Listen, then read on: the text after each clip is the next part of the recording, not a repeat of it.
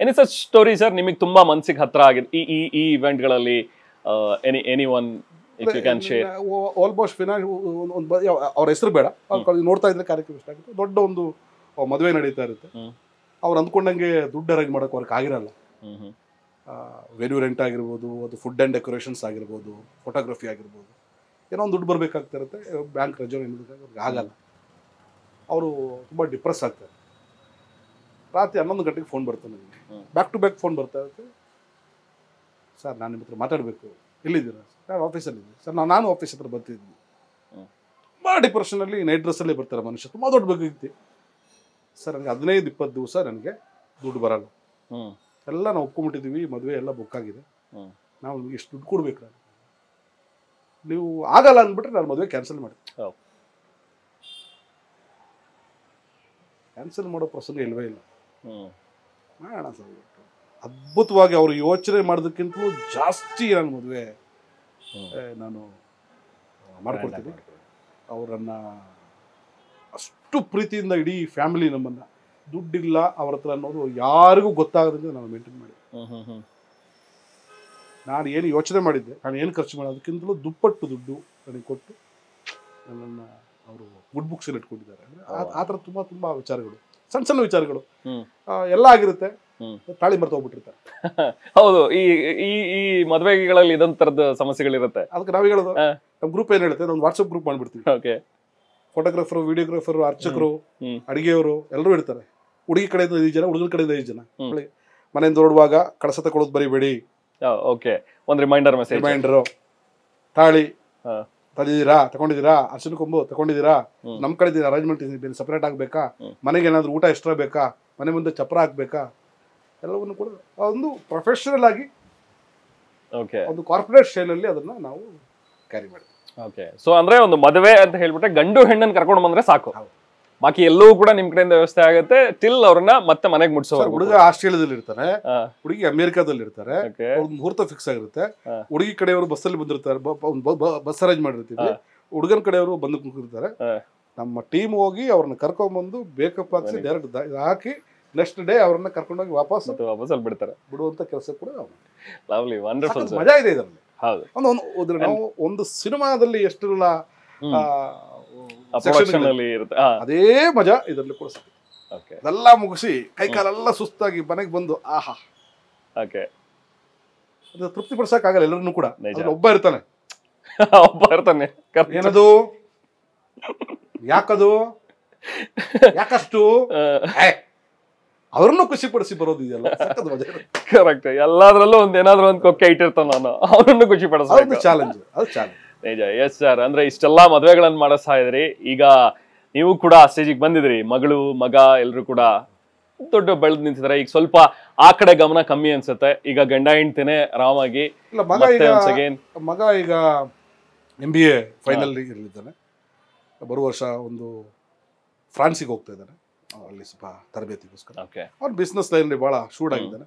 ಅವನ ಇರೋ ಹೈಟಿಗೆ, ಪರ್ಸನಾಲಿಟಿಗೆ 2-3 ನಿರ್ದೇಶಕರುಗಳು ಲಾಂಚ್ ಮಾಡೋಣ, ನಿರ್ಮಾಪಕರು ಎಲ್ಲರೂ ಕೇಳಿದ್ರು ಕೂಡ ಇಲ್ಲ ಸರ್, ಸದ್ಯಕ್ಕೆ ಸಿನಿಮಾದ ಕಡೆ ಕಾನ್ಸಂಟ್ರೇಷನ್.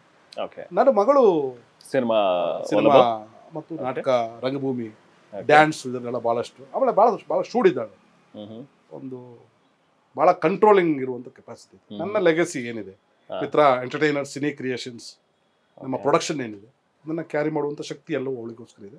ಅದಕ್ಕೋಸ್ಕರ ಅವಳ ನಿಯೋ ಫಿಲ್ಮ್ ಅಕಾಡೆಮಿ ಅಂತ ಹೇಳ್ಬಿಟ್ಟು ಕೇರಳದ ಬಹಳ ಪ್ರತಿಷ್ಠಿತ ಫಿಲ್ಮ್ ಅಕಾಡೆಮಿ, ಅದರಲ್ಲಿ ಒಂದು ಕೋರ್ಸ್ ಮಾಡ್ತಾ ಇದ್ದಾಳೆ. ಅದಾದ್ಮೇಲೆ ಅವಳು FITಗೋ ಅಥವಾ NSDಗೋ ಇದ್ದೀನಿ. ಅದ್ರ ಮೂಲಕ ನಟಿಯಾಗಿಯೂ ನಿರ್ಮಾಪಕಿಯಾಗಿಯೂ ಒಳ್ಳೆ ಡೈರೆಕ್ಟರ್ ಆಗಿಯೂ ಕೂಡ ಇಂಡಸ್ಟ್ರಿಗೆ ನನ್ನ ಲೆಗಸಿನ ಅವರು ಕ್ಯಾರಿ ಮಾಡ್ಕೋಬೇಕು. ನನಗೆ ಬಹಳ ನಂಬಿಕೆ ಇದೆ, ಅದನ್ನು ಮಾಡ್ತಾಳೆ ಅನ್ನೋ ವಿಶ್ವಾಸ. ಸರ್, ಬೀಯಿಂಗ್ ಫ್ರಮ್ ಕೇರಳದಿಂದ ಬಂದ್ರು ಕೂಡ ಮಲಯಾಳಂ ಅಲ್ಲಿ ಹೆಚ್ಚು ನೀವು ಟ್ರೈ ಮಾಡ್ಲಿಲ್ಲ. ಐ ಥಿಂಕ್ ನಿಮ್ಮ ನಟನೆ ಅಥವಾ ನಿಮ್ಮ ಈ ಎಲ್ಲ ಆಲೋಚನೆಗಳೆಲ್ಲವೂ ಕೂಡ ಬಹುಶಃ ಆ ಇಂಡಸ್ಟ್ರಿಯಲ್ಲಿ ಇನ್ನೂ ಹೆಚ್ಚು ಮಾಡಬಹುದಿತ್ತು. ಅವ್ರಿಗೆ ಯಾರಿಗೂ ಮಿತ್ರ ಅನ್ನೋ ಕಲಾವಿದ ಇದ್ದಾನೆ, ಅವ್ನು ನಮ್ಮೂರವನು ಅನ್ನೋದು ಗೊತ್ತಿಲ್ವೇನು. ಆ ಗೋಜಿಗೂ ನಾವು ಹೋಗ್ಲಿಲ್ಲ, ಆ ಪ್ರಯತ್ನಕ್ಕೂ ನಾವು ಕೈ ಹಾಕ್ಲಿಲ್ಲ. ಬಟ್ ನಾನು ಕನ್ನಡಿಗರೇ ಆಗ್ಬಿಟ್ಟಿದ್ದೀನಿ ಬಿಡಿ. ಇಲ್ಲೇ ಮಾಡ್ಬೇಕು, ಕನ್ನಡದಲ್ಲೇ ಪ್ರೊಡಕ್ಷನ್ ಮಾಡಿದ್ದು ಕೂಡ ನೀವು ಇಲ್ಲೇನೆ.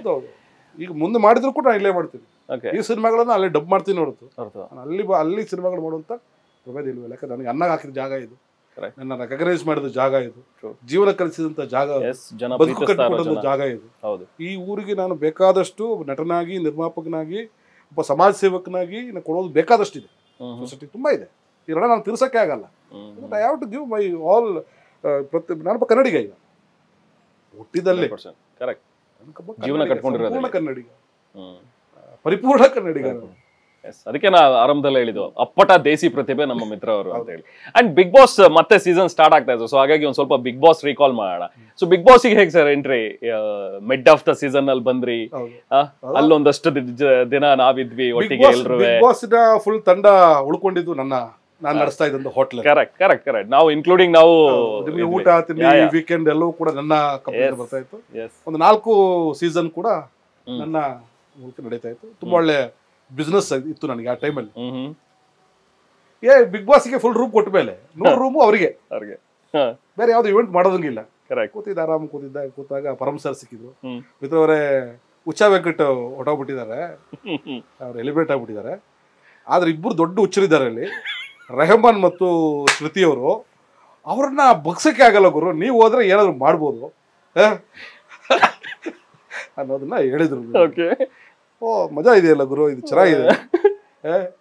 ನನಗೂ ಟೈಮ್ ಬಾಂಡಿತ್ತು, ಲಿಮಿಟೆಡ್ ಪೀರಿಯಡ್ ಒಂದು ಕೇಳಿದ್ರು.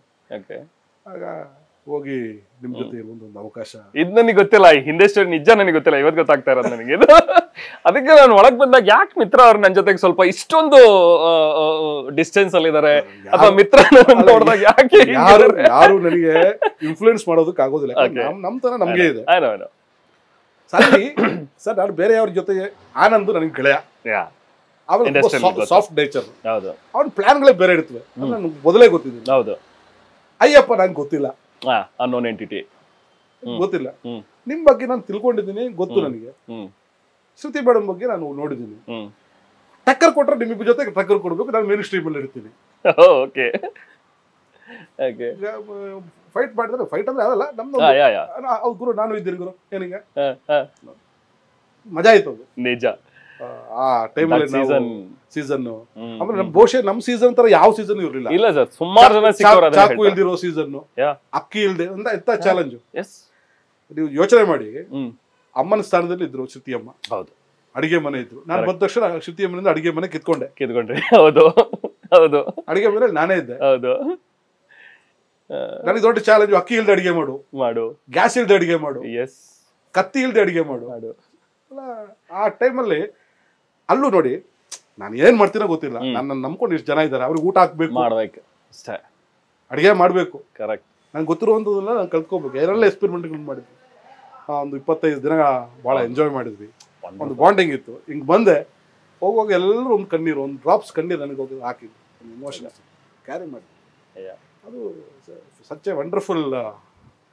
ನೋಡಿ ನಮಗೆಲ್ಲ ಒಂದು ಪುಣ್ಯ ಅಲ್ವಾ? ಹೌದು ಸರ್. ಒಂದು 20 ಸೀಸನ್ ಆದ್ರೂ ಕೂಡ, ಒಂದು ಸೀಸನ್ಗೆ 15 ಜನ ಅಂದ್ರೂ ಕೂಡ ಒಂದು 3000 ಜನ ಅಷ್ಟೇ. ಆ 3000 ಜನದಲ್ಲಿ ನಾನು, ರೆಹಮಾನ್ ಅವರು ಎಲ್ಲರೂ ಇದ್ದೀವಿ ಅನ್ನೋದಿದೆ ಅಲ್ವಾ?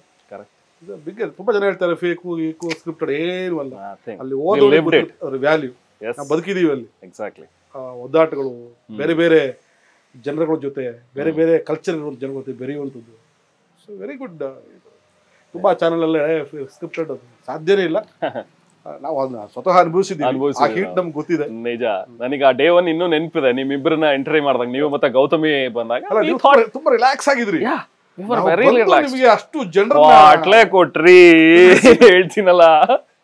ವಿ ವರ್ ಲೈಕ್ ಏನಿದು, ಓಕೆ ಬಹುಶಃ ಗೆಸ್ಟ್ ಆಗಿ ಬಂದಿದ್ದಾರೆ, ಅದೊಂದು ಟಾಸ್ಕ್, ಹೋಟೆಲ್ ಟಾಸ್ಕ್ ನ ಮ್ಯಾನೇಜ್ ಮಾಡ್ತಾ ಇದ್ದು ನೀವು ಬಂದಿದ್ದು, ನಿಮ್ಮ ಸ್ಟ್ರಿಕ್ಟ್ನೆಸ್, ಕಾಫಿಗೆ ಆರ್ಡರ್ ಮಾಡ್ತಾ ಇದ್ದಿದ್ದು, ಬಿರಿಯಾನಿ, ಅದೇನೋ ಸ್ಪೆಗೆಟಿ ವಿತ್ ಮೀಟ್ ಬಾಲ್ ಅಂತ ನಮ್ ಪೂಜಾ ಗಾಂಧಿ ಅವ್ರದ್ದು.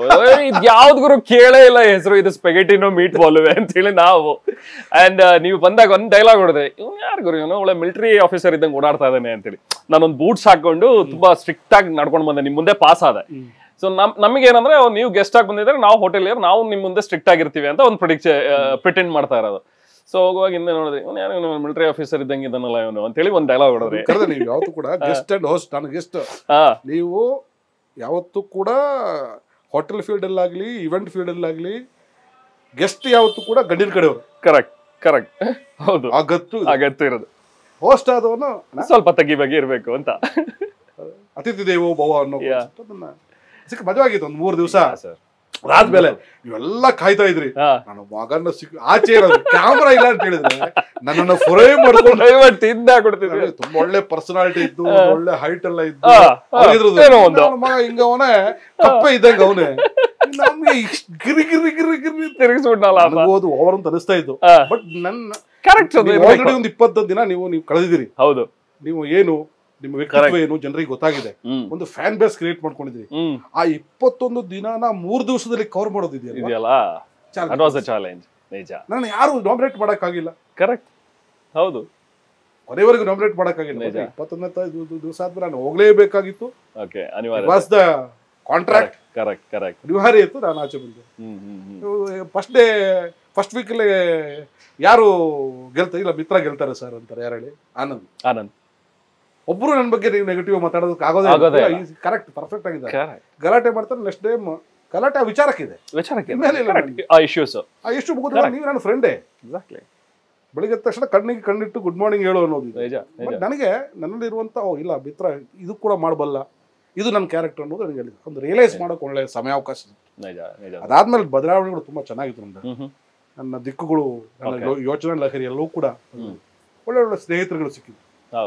ಹೌದಲ್ಲ ಸರ್, ಆ ಒಂದು ಸೆಟಪ್ ಇದೆಯಲ್ಲ, ಅಂದ್ರೆ ಆ ಬಿಗ್ ಬಾಸ್ ಅನ್ನುವಂಥದ್ದೊಂದು ನಮಗೆ ಗೊತ್ತಿಲ್ಲದೆ ಇರೋ ಯಾವ್ದೋ ವ್ಯಕ್ತಿಗಳ ಜೊತೆಗೆ ನಿಮಗೆ ಖುಷಿನೋ ದ್ವೇಷನೋ, ಬಟ್ ಅವ್ರ ಜೊತೆ ಇರಲೇಬೇಕು. ಆ 20 ದಿನ ಕಳಿಲೇಬೇಕು. ಬೆಳಿಗ್ಗೆ ಎದ್ದು ರಾತ್ರಿ ಜಗಳ ಆಡಿರೋನ್ ಜೊತೆಗೆ ಬೆಳಿಗ್ಗೆ ಮತ್ತೆ ಗುಡ್ ಮಾರ್ನಿಂಗ್ ಹೇಳ್ಬೇಕು, ಆತನ ಜೊತೆಗೆ ಮತ್ತೆ ಆ ದಿನವನ್ನ ಕಳಿಬೇಕು, ಟಾಸ್ಕ್ ಮಾಡ್ಬೇಕು.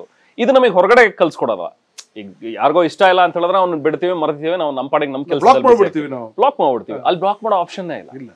Very nice concept. ಇದು ಜಯಿಸಬೇಕು ಅನ್ನೋದು ಕರೆಕ್ಟ್ ಕರೆಕ್ಟ್. ಅದು ಕಲಿಸುವಂತ ಒಂದಷ್ಟು ಪಾಠಗಳು ಹೊರಗಡೆ ಬಂದ ಮೇಲೆ ಬಿಗ್ ಬಾಸ್ ಅನ್ನ ಅದನ್ನ ಒಂದು ಕಾಂಪಿಟಿಷನ್ ತರ ನೋಡ್ದಲೆ ಅಲ್ಲಿ ಒಂದು ಗ್ರಹಿಕೆಗಾಗಿ ಕೂತ್ಕೊಂಡ್ರೆ ಎಕ್ಸಾಕ್ಟ್ಲಿ ದೊಡ್ಡ ಗ್ರಹಿಕೆ ಅನ್ಸುತ್ತೆ. Very true sir, 100%. ನಮ್ಮ ಒಳ್ಳೆ ಟೈಮ್ ಸಿಕ್ಕಿದೆ ನಮ್ಮ ಬಗ್ಗೆ ಯೋಚನೆ ಮಾಡೋದಕ್ಕೆ, ನಮ್ಮ ಫ್ಯಾಮಿಲಿಯನ್ನ ಬಿಟ್ಟು, ಕರೆಕ್ಟ್, ಬಂಧು ಬಳಗವನ್ನು ಬಿಟ್ಟು, ಕ್ರಿಯೇಟಿವ್ ನಮ್ಮ ವೀಕ್ನೆಸ್ಗಳನ್ನ ಬಿಟ್ಟು, ಮೊಬೈಲು, ಇನ್ಸ್ಟಾಗ್ರಾಮ್ ಎಲ್ಲವನ್ನು ಬಿಟ್ಟು ನಾವು ನಮಗೋಸ್ಕರ ಕಳೆಯುವಂತ ಆ ಕ್ಷಣಗಳು ಒಂದು ವಂಡರ್ಫುಲ್.